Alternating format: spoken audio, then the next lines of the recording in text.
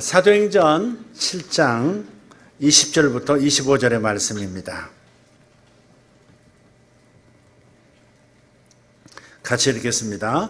그때 모세가 낳는데 하나님 보시기에 아름다운지라 그의 아버지의 집에서 석 달 동안 길리더니 버려진 후에 바로의 딸이 그를 데려다가 자기 아들로 기르매 모세가 애굽 사람의 모든 지혜를 배워 그의 말과 하는 일들이 능하더라. 나이가 40이 되매 그 형제 이스라엘 자손을 돌볼 생각이 나더니 한 사람이 원통한 일 당함을 보고 보호하여 압제받는 자를 위하여 원수를 갚아 애굽 사람을 쳐 죽이니라. 그는 그의 형제들이 하나님께서 자기의 손을 통하여 구원해 주시는 것을 깨달으리라고 생각하였으나 그들이 깨닫지 못하였더라. 아멘. 모세 잘 아시죠? 위대한 하나님의 사람이었습니다. 그는 평생 하나님께 자신을 드림으로 큰 일을 이루기는 했습니다마는 커다란 실수도 했습니다. 그 실수로 인해서 자신은 물론 자신의 동족 히브리 민족 전체에게 큰 고통을 가져다 주기도 했습니다. 자신의 삶을 향한 하나님의 뜻을 계시받았지만 그것을 성취해 나가는 방법을 모세는 몰랐습니다. 그래서 그런 큰 실수를 한 것입니다. 하나님의 방법을 모르는 사람은 반드시 자신의 방법을 의지하게 되어 있습니다. 그리고 자신의 방법을 따라 행하게 되면 필경 많은 문제에 봉착하게 됩니다. 모세의 삶의 과정을 보면서 우리가 깨닫는 것이 있습니다. 우리가 하나님의 인도하심을 따라갈 때 하나님과 협력하는 방법을 배우는 것이 얼마나 중요하냐 하는 겁니다. 어쨌든 내가 일하는 방법이 아니라 하나님이 일하시는 방법은 항상 기가 막히도록 아름답고 멋집니다. 모세가 태어날 즈음에 애굽에는 히브리 노예의 숫자가 지나치게 많아지는 것을 경계해서 그 애굽의 지도부는 태어나는 남자아이들, 노예의 자식들이, 특별히 남자아이들이 태어나면 하나같이 나일강 신에게 던져서 바치도록 했습니다. 나일의 신이 뭡니까? 악어죠, 악어. 나일의 신에게 던져서 악어밥이 되게 한 거예요. 예. 노예들의 숫자가 불어나면, 특히 남자들의 숫자가 불어나면 자신들의 군대를 능가하는 감당 못할 힘을 가지게 될까봐 그런 이상한 미신적 신을 빙자해서 나일강에 던져 죽이도록 그렇게 만든 것이죠. 이처럼 사탄이 자신의 도구였던 애굽의 왕, 그 바로를 통해서 장차 이스라엘의 지도자, 태어나는 지도자를 미리 죽이려고 하자 하나님께서는 그 지도자, 모세죠? 그 지도자를 바로의 딸인 공주에게 보내셔서 그로 하여금 모세를 양자 삼아 키우게 하고 교육시키게 하고 훈련하는 데 들어가는 모든 비용도 자기 돈에서 나가게 만들어 버리셨습니다. 하늘의 역습입니다. 하나님의 역전의 승리입니다. 사탄은 이렇게 하려고 했지만 그것을 사용해서 더 깊숙한 턱밑까지, 핵심부까지 당신의 종을 밀어넣는 하나님의 전술입니다. 사실 그 광경을 출애굽기에서 읽어보면 너무나도 생생하게 그려집니다. 너무나 감동스러워요. 석 달이 되니까 잘생긴 이 어린아이, 사내아이가 이제는 이제 목소리를 감출 수가 없는 거예요. 만약에 들통이 나면 가족 전체가, 그 주변 사람들 전체가 위험해지기 때문에 반드시 사내아이는 버려야 하는 겁니다. 근데 어머니 요게벳이 믿음을 가지고 자식을 감춘 거예요. 석 달 넘어가니까 소리가 커지면서 더 이상 감출 수가 없는 상황이 되니까 갈대 상자를 만들어서 거기에 그 아름다운 자기의 자식을 넣고 그의 누이 미리암을 통해서 나일 강물로 떠내려가도록 만드는 거예요. 여러분 혹시 유튜브에서 요게벳의 노래라고 하는 노래를 한번 들으시면 눈물이 철철 납니다. 예, 자식들은 부모의 사랑을 생각하면서 울고, 부모는 부모대로 자식을 생각하면서 울게 되어 있습니다. 참 은혜스러운 노래입니다. 이 요게벳이 자신이 하지 않고 자신의 딸인, 즉 모세의 누나인 미리암을 통해서 갈대 상자에 넣어서 나일강으로 흘려보내는 거예요. 그러면서 그 흐름이 약한 그 갈대 숲을 따라서 흘려내려 보냅니다. 근데 전략적으로 매우 타이밍을 잘 맞춰요. 그 시장 조사를 합니다. 상황 조사를 했는데 애굽 왕의 딸 공주가 꼭 물가로 나오는 시간이 있는 거예요. 그 물가로 나오는 시간에 그 지리로 갈대 상자가 흘러가도록 만든 겁니다. 그리고 이 미리암이 갈대 숲을 따라서 몸을 숨겨가면서 그 갈대 상자가 흘러가는 대로 쫓아가게 만들어요. 근데 마침 하나님께서 역사하셔서 정확하게 공주가 나와서 씻고 노는 시간에 흘러가게 된 겁니다. 그 갈대 상자를 열어보니까 잘생긴 남자아이가 있고, 그때 공주는 아이가 없었거든요. 그래서 자신의 아들로 삼게 만듭니다. 근데 당장 젖먹이를 사람이 없으니까 애가 울기는 하고, 그때 요게벳이 짜잔, 미리암이 나타난 겁니다. 나타나서 저절이 잘 나오는 히브리 여인을 압니다. 그렇게 얘기해서 자기 어머니 요게벳이 궁중 안에 들어가도록 만들어요. 그러니까 하나님의 전략이 참 놀라운 거죠. 그 전략을 따라가는 모세 가족도 참 놀랐고요. 그래서 이스라엘 지도자가 탄생하는 겁니다. 비용 하나 들이지 않고 자식을 최고의 장소에서 최고의 대우를 받으면서 자라나도록 만드는, 이 어머니의 축복받은 모습을 한번 보세요. 그래서 친아들을 자기가 품에 안고 자기 젖을 먹이면서 히브리 문화 분위기를 자식에게 계속 은밀하게 전달해서 훗날에 그 모세가 되도록 만들었던 것이죠. 어쨌든 이 모든 일은 하나님이 하신 거 아니겠습니까? 하나님께서 사탄의 전략을 역으로 이용하셔서 더 귀한 일로 만들어버린 것이죠. 자, 하나님의 일하시는 방법은 항상 이처럼 멋있어요. 저와 여러분을 향해서도 멋지게 해내실 줄 믿습니다. 할렐루야. 자, 우리가 생각할 것은 하나님께서는 자신의 뜻이 이루어지게 만드는 방법이 항상 있다는 사실입니다. 하나님은 계획을 세우실 뿐만 아니라 당신의 그 계획을 이루실 방법도 항상 가지고 계신다. 이것이 참 중요해요. 모세는 120년을 산 사람이에요. 여러분 120까지 살고 싶으신 분 아멘 하십시다. 나머지는 140년 사시기를 바랍니다.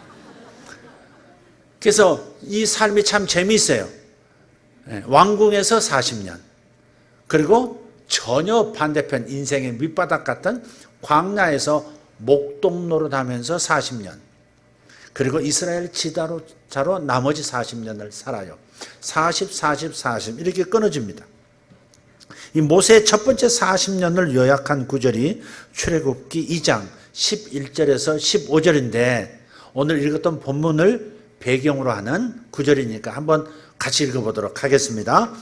모세가 장성한 후에 한 번은 자기 형제들에게 나가서 그들이 고되게 노동하는 것을 보더니 어떤 애굽 사람이 한 히브리 사람 곧 자기 형제를 치는 것을 본지라.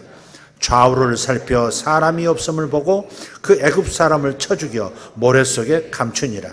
이튿날 다시 나가니 두 히브리 사람이 서로 싸우는지라.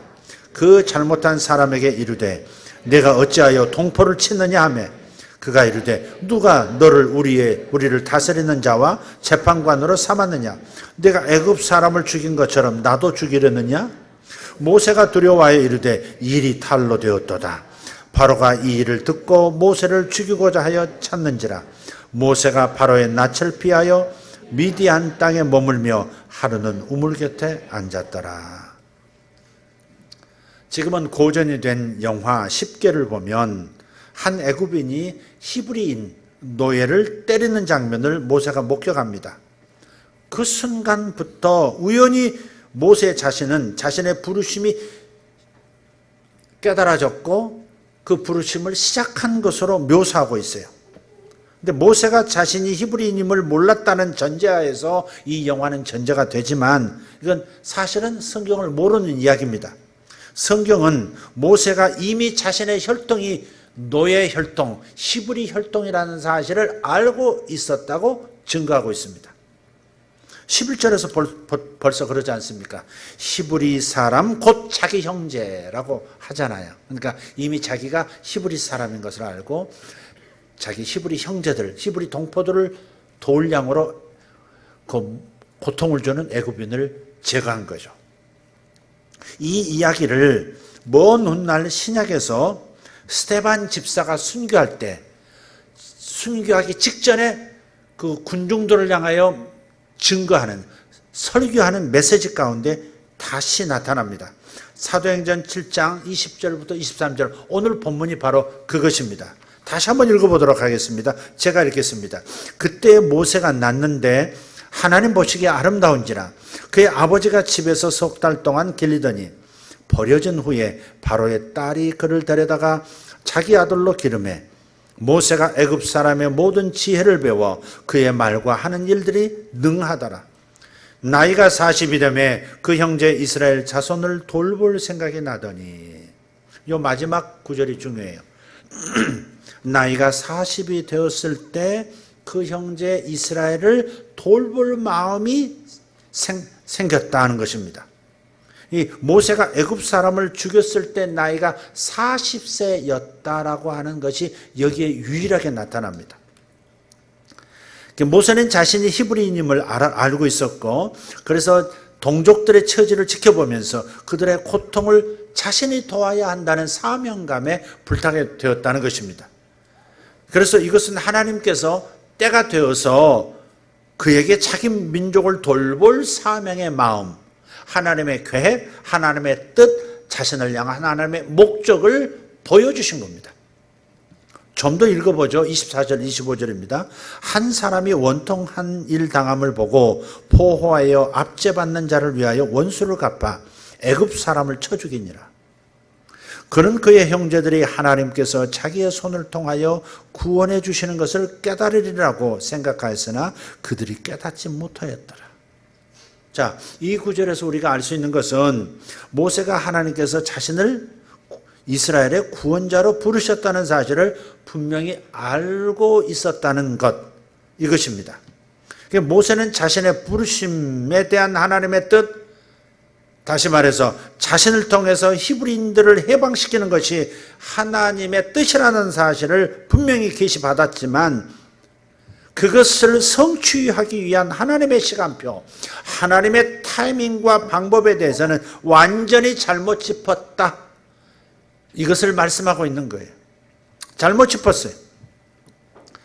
자신이 너희들의 구원자야, 자신이 이스라엘 사람들의 구원자야 라고 저들도 깨달을 줄 알았는데, 이 일을 통해서. 그래서 자신을 지도자로 추대하고 어떻게 하면 우리를 애굽에서 해방시킬 수 있겠습니까? 우리가 어떻게 하면 되겠습니까? 모세시여, 이렇게 나올 줄 알았는데 저들은 그것을 깨닫지 못하였더라. 자신이 하나님의 소명받은 자인 것을 저들은 몰라주더라. 그것이 이 구절의 뜻입니다. 이것은 우리에게도 중요한 지식이 됩니다. 나를 향한 하나님의 뜻을 발견하는 것은 절대적으로 중요해요. 여러분, 인생은 한 번뿐이잖아요. 벌써 40이고 벌써 50이고 벌써 60, 70이에요. 언제 이렇게 지나갔는지 모르겠어요. 이게 내 사는 본래 목적이었는지도 이제는 정말 진지하게 생각해 보지만 때가 늦었다는 생각도 해보는 겁니다. 그게 인생이 단 한 번밖에 없어요. 우리는 시간을 낭비할 수 없는 거죠. 그렇기 때문에 내 인생이 어떤 목적을 위해서 이 땅에 보내졌는지, 하나님은 나를 어디에서 무엇을 하라고 부르셨는지, 그것을 깨닫는 것 절대적으로 중요합니다. 그러나 하나님의 뜻을 알게 되었어도 하나님의 뜻을 출발시키는 이 시간은 하나님께서 다시 하나님께로부터 인도받는 그런 민감함이 있지 못하면 모든 것을 망쳐버릴 수도 있다는 겁니다.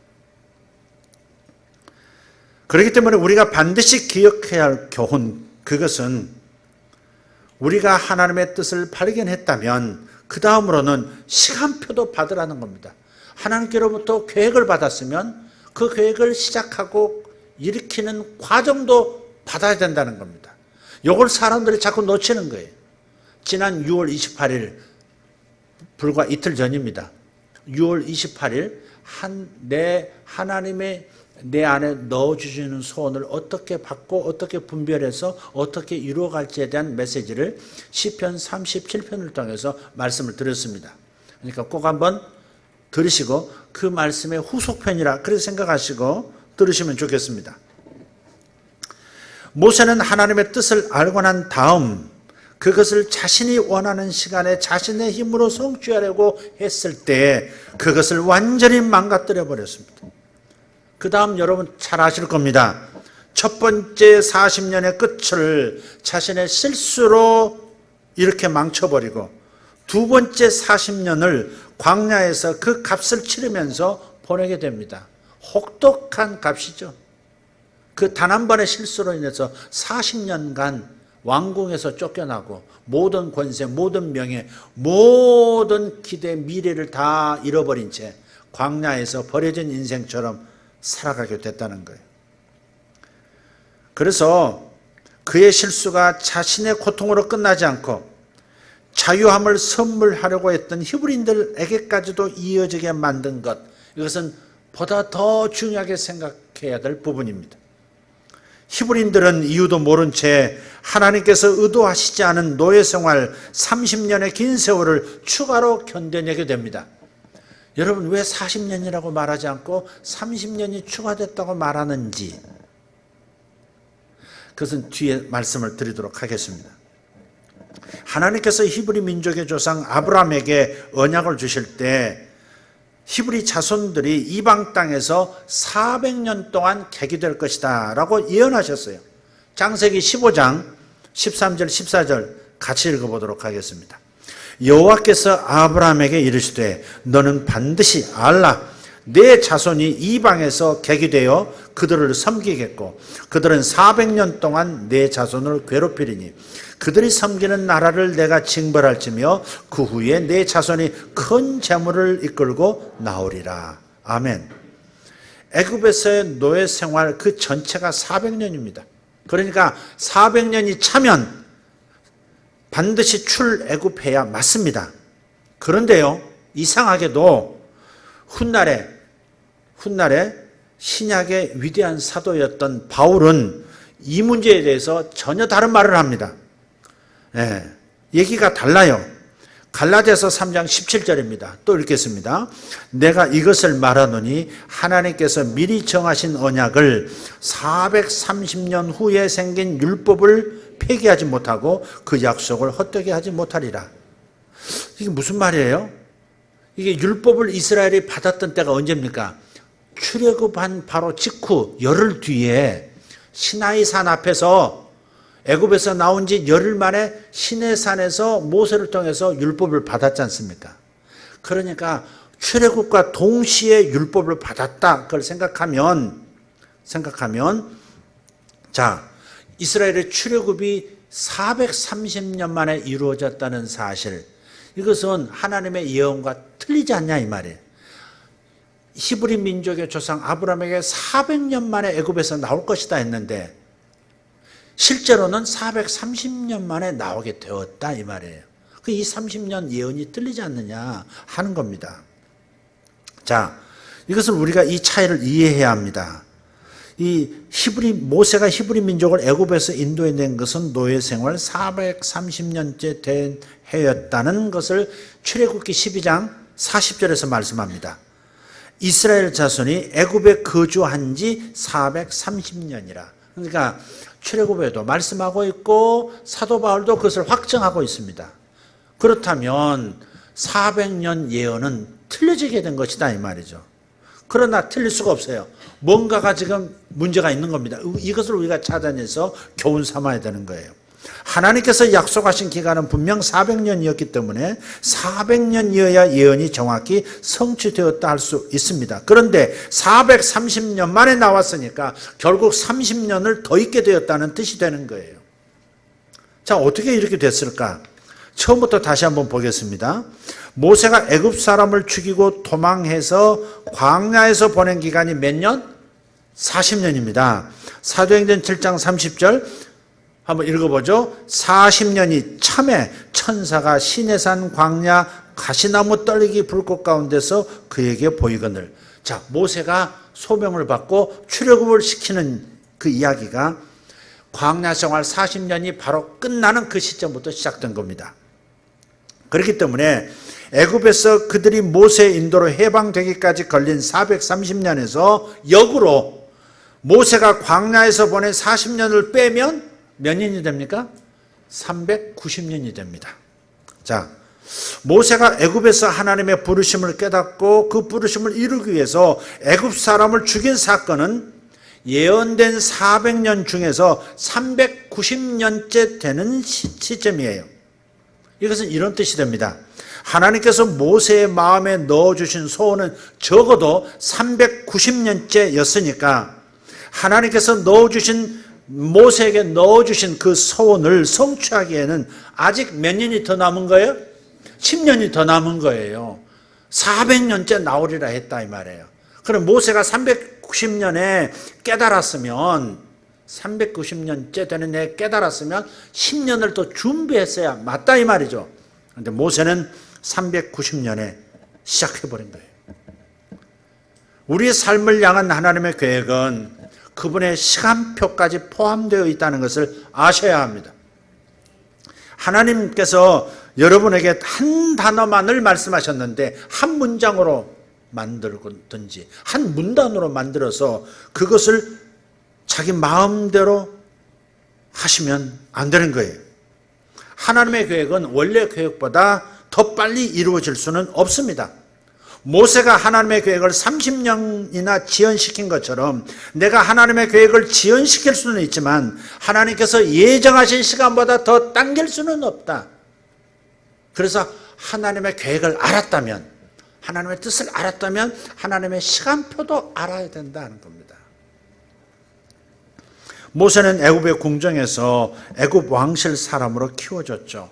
모세의 서열은 학자들마다 조금씩은 차이는 있지만 애굽에서 세 손가락 안에 드는 서열이었다. 그렇게 말하고 있습니다. 왕이 있죠. 바로라는 왕이 있어요. 그 다음 후보들 있지 않습니까? 차기 왕이 될 수 있는 후보들. 두 번째 아니면 세 번째였다는 겁니다. 역사에는 그가 애굽 군대를 직접 이끌고 이디오피아, 성경에는 구스라고 나와요. 구스를 정복한 위대한 장군이라고 기록하고 있어요. 이처럼 모세는 애굽에 엄청난 영향력을 행사하고 있었던 권세자였습니다. 그래서 모세 스스로 이렇게 생각할 수 있었던 거예요. 나 자신의 지위와 권력을 통해서 동족 히브리 백성을 해방시킬 수 있을 것이다. 하나님이 이것을 사용하라고, 자기 지위와 권세를 사용하라고 자신을 애굽 왕실로 집어넣었다고 생각했다는 것이죠. 그렇지만 하나님께서는 사람의 힘을 의지하시는 분이 아니십니다. 하나님께서 히브리 백성을 구원하시려고 했던 방법은 그 공로가 전부 모세에게 돌아가도록 하는 방식이 아니었다는 것이죠. 모세가 해냈다 이런 소리가 나오지 않는 것이 하나님의 계획이에요. 히브리 민족에게 자유를 주는 것은 바로의 궁전 내에서의 모세의 지위가 아니었습니다. 하나님께서는 모세를 통해서 하나님 당신 스스로의 능력을 나타내심으로써 이 일을 이루시기 원하셨던 것이고, 그래서 하나님만 영광을 받으셔야 하는 구조를 만들려고 하셨던 거예요. 여러분도 마찬가지예요. 저도 마찬가지예요. 하나님께서 여러분을 통해서 일하시지만, 그래서 하나님께서 영광을 받으시길 원하시는 것이지, 여러분 스스로, 저와 여러분 스스로 우리의 힘으로 이루어서 하나님 제가 한 일을 좀 보세요, 자기 자랑을 하도록 만드는 것이 하나님의 계획은 아니라 이 말이에요. 하나님이 우리를 쓰시긴 하지만 우리 힘을 사용하지는 않습니다. 당신의 힘을 사용하셔서 하나님만 하실 수 있는 일을 이루시고 하나님께 영광, 세상이 변하도록 만드시는 것이 하나님의 계획인 줄 믿습니다. 그런데 하나님의 뜻에 접근할 때, 하나님의 뜻을 다룰 때 모세처럼 행동하는 사람들이 적지 않아요. 어쩌다가 하나님의 계획, 자신을 부르시는 그 부르심을 깨달은 다음 이렇게 생각합니다. 하나님, 이제부터는 제가 할 수 있습니다. 하나님께서는 저를 그냥 무대에만 올려주시고 세워만 주시면 됩니다. 나머지는 제가 알아서 다 하겠습니다. 할 수 있습니다. 하나님 대단하세요? 지혜로우세요? 어떻게 저를 택하셨어요? 어떻게 저를 알아보셨어요? 이런 쪽으로 나가는 것입니다. 대단하세요. 하나님께서 그들의 마음에 무엇인가를 넣어주신 것은 맞지만 그들은 하나님 나라를 자신의 지혜와 능력으로 세우려고 하는 겁니다. 이것은 그리스도의 몸에 커다란 문제를 가져오는 거예요. 모세가 자신에게만 문제가 생기도록 한 것이 아니라 그 실수가 하나님의 계획 전체를 지체시켜버렸다. 30년 동안 지체시켜버린 이런 실수를 범한 것이에요. 우리도 그럴 수 있습니다. 하나님께서는 아무도 그분 앞에서 제가 이런 일 좀 보세요 라고 말할 수 없게 하십니다. 고린도전서 1장 26절 29절 말씀을 읽고 깨달을 수 있기를 바랍니다. 형제들아 너희를 부르심을 보라. 육체를 따라 지혜로운 자가 많지 아니하며 능한 자가 많지 아니하며 문벌 좋은 자가 많지 아니하도다. 고린도에 보는 편지에서 야 니들 교인들 한번 조사해봐. 문벌 좋은 사람 몇 사람 있어? 돈 있는 사람 몇 사람 있어? 배경 있는 사람 몇 사람 있어? 똑똑한 사람 몇 사람 있어? 그렇게 물어보는 거예요. 별로 없다 이 말이에요. 그러나 다음 계속 읽습니다. 그러나 하나님께서 세상에 미련한 것들을 택하사 지혜 있는 자들을 부끄럽게 하려 하시고 세상에 약한 것을 택하사 강한 것들을 부끄럽게 하려 하시며 하나님께서 세상에 천한 것들과 멸시받는 것들과 없는 것들을 택하사 있는 것들을 폐하려 하시나니 이는 아무 육체도 하나님 앞에서 자랑하지 못하게 하려 하심이라. 이게 하나님의 계획인 거예요. 못난 사람 끄집어내서 못난 사람 통해서 하나님의 위대한 일을 이루어서 와 하나님이 하시는구나, 하나님이 살아계시는구나 이걸 드러내고 싶은데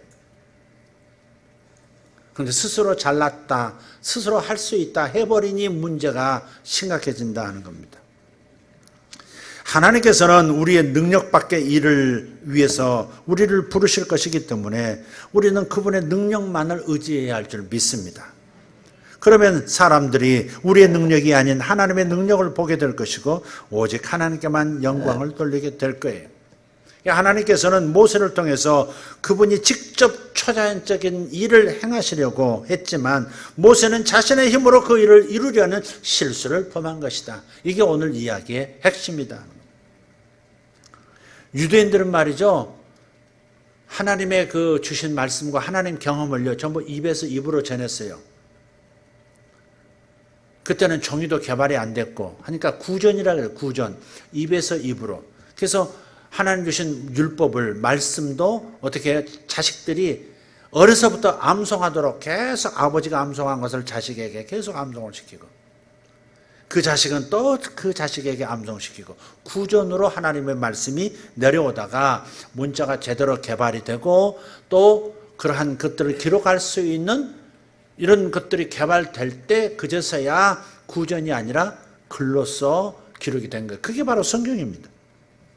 그러니까 그들의 역사를 입에서 입으로 전했기 때문에 모세도 히브리인들이 400년 후에야 구출받게 된다는 예언을 조상 아브라함이 받았던 예언을 알았을 겁니다. 따라서 모세는 자신이 하나님의 예언보다 10년을 지금 앞서간다는 사실도 지금 생각하고 있었으리라 추측을 하는 거예요. 오늘날 우리도 하나님의 시간을 기다리기보다는 이 일을 성취하는 데 열심을 내고 있어요. 그래서 우리 세대를 이렇게 규정할 수 있습니다. 참을성 없는 세대. 클레오파트라 궁전 그 잔해가요. 무너진 궁전 기둥이 지중해에서 발견이 됐거든요.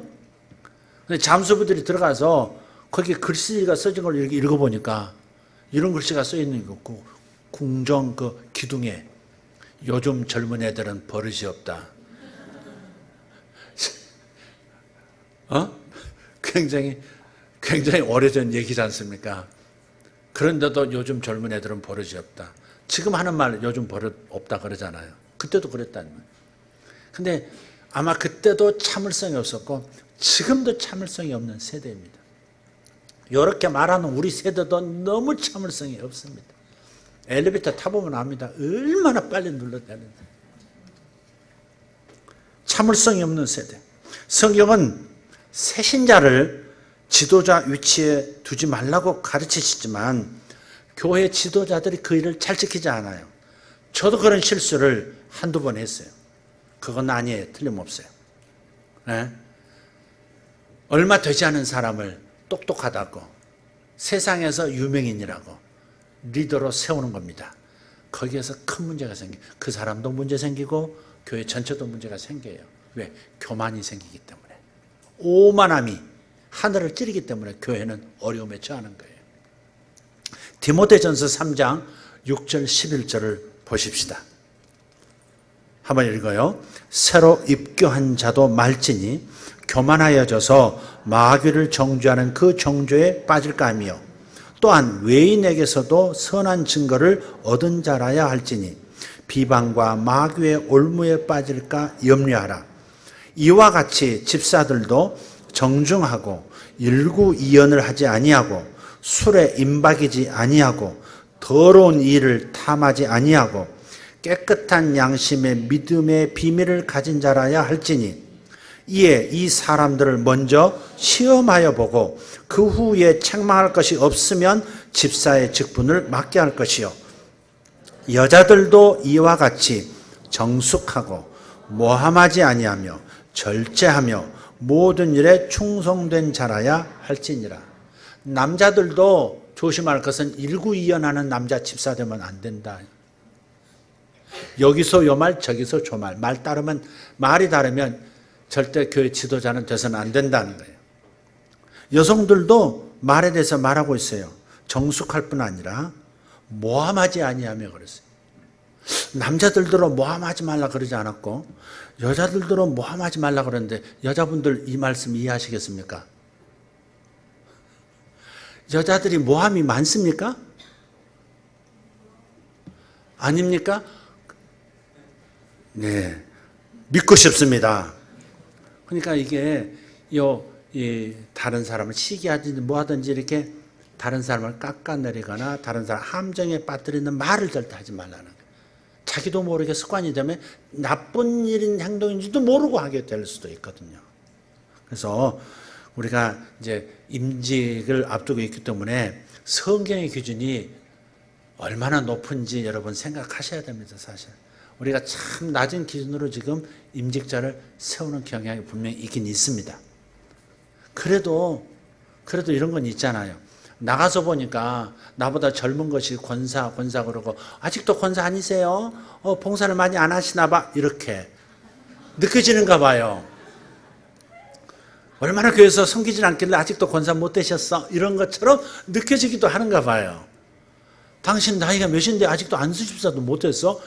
이런 구조가 되어 있는 것 같아요. 그러니까 이것을 무시할 수도 없고 그래서 제가 조금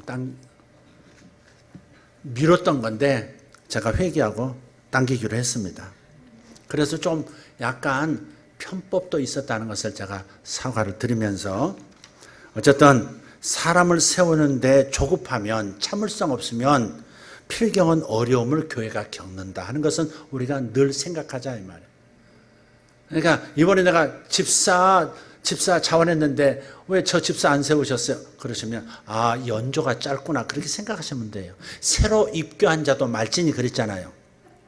그죠? 새로 입교한 자는 안수 집사로 아직 세울 수는 없습니다. 그러니까 조금 기다리시면 특별한 잘못이 있어서가 아니라 또 권사도 제가 어떤 분은 교회도 오래 다니셨고 이제 나이도 됐고 그래서 권사 하셔야 됩니다. 이렇게 고민도 했지만 권사에서 저는 아직 때가 아닙니다. 좀 더 준비하겠습니다. 하신 분들 빼놓고는 그래도 자원하는 분들은 이렇게 다 했어요. 그렇게 이해하시면 되겠습니다. 제가 잘했나요? 못했나요?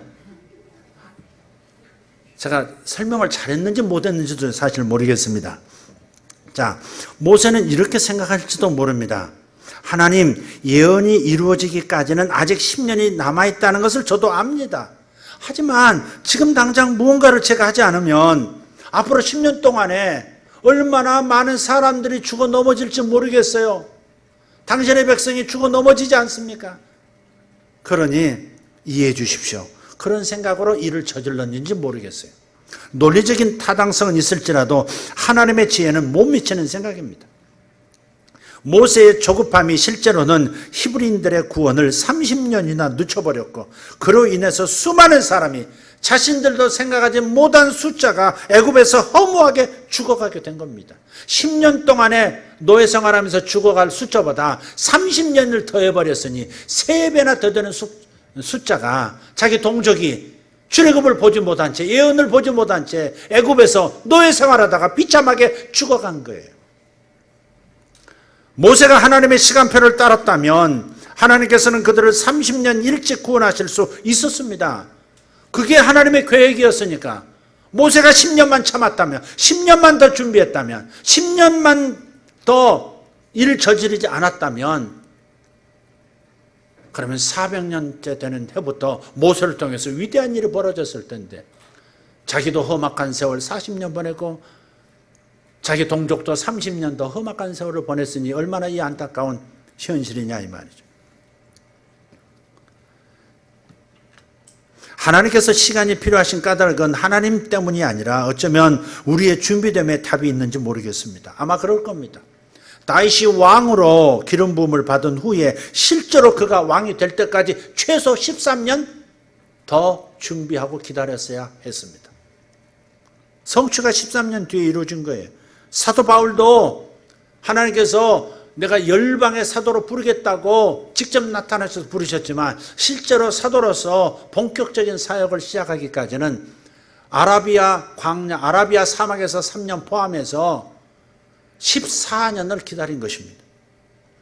그러니까 14년간을 사역을 위해서 자신을 준비한 거예요. 하나님의 사람들이 준비되는데 보낸 10년이라는 시간은 성경에서 보면 최소한의 시간입니다. 만약 모세가 10년을 더 기다렸다면 그는 광야에서의 그 모든 어려움이 없이 호화로운 바로의 궁전에서 10년 동안 자신을 제대로 준비했을 것이라고 저는 확신해요. 10년을 하나님께서 계획하신 그 왕궁에서 더 치밀한 준비를 하고 자신을 갈고 닦도록 만드셨을 것이다. 모세를 광야로 내몬 것은 하나님이 아닙니다. 많은 사람들이 하나님께서 모세를 광야로 내모해서 비우게 하고 훈련시키셨다고 말씀하는데, 그래서 나도 지금 이런 어려움을 겪는 것은 하나님이 나를 어려움으로 내모신 것이라고 합리화시키고 있는데 아닙니다. 모세를 하나님께서 광야로 내모신 것이 아닙니다. 모세 자신의 잘못된 이해, 선택 때문에 그렇게 된 것이에요. 그러니까 하나님께 책임을 돌릴 일도 아니고 합리화시켜서도 안 되는 겁니다. 민감하지 않으면 하나님의 뜻은 알았지만 하나님의 뜻을 실행하는 시간표를 놓쳐버린 탓에 일을 망쳐버리고 자신도 주변 사람도 고통을 느끼는 사람이 적지가 않습니다. 누가복음 5장을 보시면 어느 이른 아침이 나타납니다. 밤새 고기를 잡으려고 애를 썼지만 한 마리도 잡지 못한 채 그물을 젓고 있는 두 남자, 그 중에 한 남자의 이름은 베드로, 또 한 남자의 이름은 동생인 안드레입니다. 그 베드로에게 예수님께서 다가오셨어요. 그리고 말씀하십니다. 다시 한번 깊은 데로 가서 그물을 던져보거라. 베드로가 대답하기를, 선생님, 우리가 밤이 새도록 수고하였으되 잡은 것이 한 마리도 없습니다. 하지만 말씀에 의지해서 내가 한 번 더 그물을 내리겠습니다. 자, 그래서 지금 밤새도록 같은 행동을 반복했는데 이번에 마지막으로 지금 같은 행동을 또다시 한 번 더 반복하고 있는데 이건 다른 점이 있어요. 이번에는 하나님의 지시, 즉 예수님의 지시를 따른 행동이었다는 것입니다. 하나님의 시간표, 지금 던지면 건질 것이다 라고 하는 이 시간표를 받은 거예요. 그러자 그 주변에 있던 모든 물고기가 그들이 내린 그물 안으로 뛰쳐 들어왔습니다. 너무 고기가 많아서 그물이 찢어질 지경이라. 그래서 다른 배를 불러가지고 두 배에 그 그물을 양쪽을 걸쳐가지고 무트로 나오는 겁니다. 근데요, 이 말씀을 좀 자세히 읽어보면 예수님께서 그들에게 그물을 내리라고 하셨다고 돼 있지만 원문을 보면 단수가 아니라 그물 하나가 아니라 그물들을 내리라 이렇게 돼 있어요. 그물들을 내리라. 근데 그들은 하나만 내렸다는 것이죠. 그러니까 그들의 순종, 베드로와 안드레의 순종은 온전한 순종이 아니라 반쪽 순종이었던 것이죠. 크게 기대하지 않았기 때문에 반만 순종한 겁니다. 아브라함도 사실 반만 순종했거든요. 본토, 친척, 아비 집을 떠나라 그랬거든요. 모든 친척들을 다 뒤로 하고 아내 사라만을 데리고 사레만을 데리고 떠나라 했는데 형님이 돌아가시고 그 조카 나홀을 버릴 수가 없어서 그 조카를 나홀이 아니지. 나홀이 형님이고 그 나홀의 아들이 롯이죠. 그 조카 롯을 데리고 가나안 땅으로 옵니다. 그것 때문에 얼마나 많은 문제가 생깁니까? 롯을 또 구하려고 저기 잡혀간 롯을 데려오려고 세상에 가나안 땅 남쪽에서 저 북쪽까지 밤새도록 달려서 따라잡아서 전쟁을 치르고 끄집어 내오기도 합니다. 소돔과 고모라가 망할 때 또 그를 위해서 중보기도도 해야 했고 나중에는 쪽수가 많아져서 어떻게 돼요? 종들이 막 서로 다투니까 롯과 불편한 관계에서 헤어지기도 합니다. 그러니까 온전한 순종이 아니면 온전한 성공을 거두지 못한다는 것도 우리는 생각해야 한다는 겁니다. 여러 개의 그물을 내렸어야 했는데 하나만 내린 이유가 여기 있습니다. 크게 기대하지 않았다. 온전히 믿지 않았다. 그래서 절반만 순종했다는 겁니다. 그래서 그만 그물이 찢어지려고 한 거예요. 아마 많은 물고기들이 들어오지도 못했고 들어온 물고기도 아마 빠져나갔을 겁니다.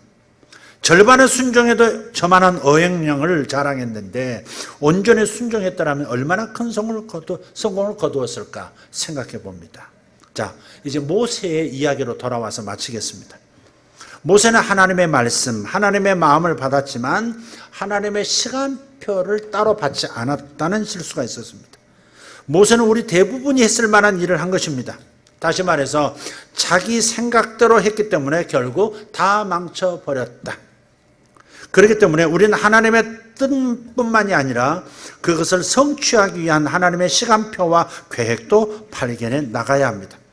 그리고 그것은 하나님을 온 마음으로 사모하고 성경을 읽으며 묵상하고 기도하는 과정에서만 그 소원이 올 것이고 시간표도 그 과정에서만 올 것입니다.